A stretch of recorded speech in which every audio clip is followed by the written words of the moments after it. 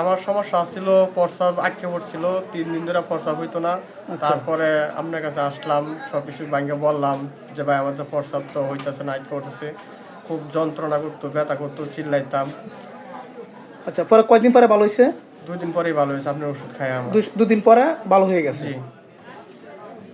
শুরু করিতেছি পরম করুণাময় আল্লাহ রাব্বুল আলামিনের নামে, যিনি আমাকে সৃষ্টি করেছেন।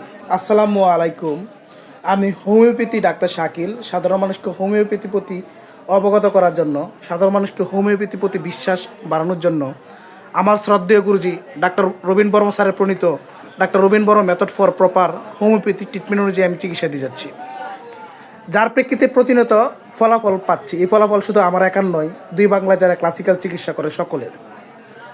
আসলে রুগীর মুখ থেকে শুনলেন যে তার সমস্যা ছিল 3 দিন ধরে প্রস্রাব আটকে ছিল, প্রস্রাবে প্রচুর জ্বালা পড়া ছিল, ব্যথা ছিল, এবং ব্যথার জন্য সে চিল্লাইতো, সেই অবস্থায় ছিল, তাই তো? জি। আমার এখান থেকে ওষুধ খাওয়ার একদিন পর সে পুরোপুরি সুস্থ।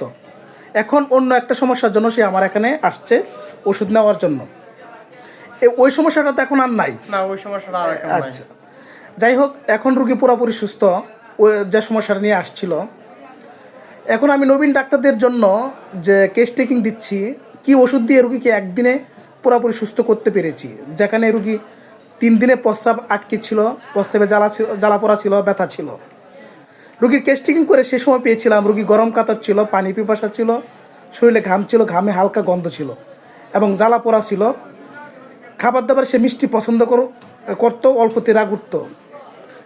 এর প্রেক্ষিতে 50 মিলিসিমাস স্ক্যালপ অফ পটেন্সি আমি সালফার সিলেকশন করেছিলাম।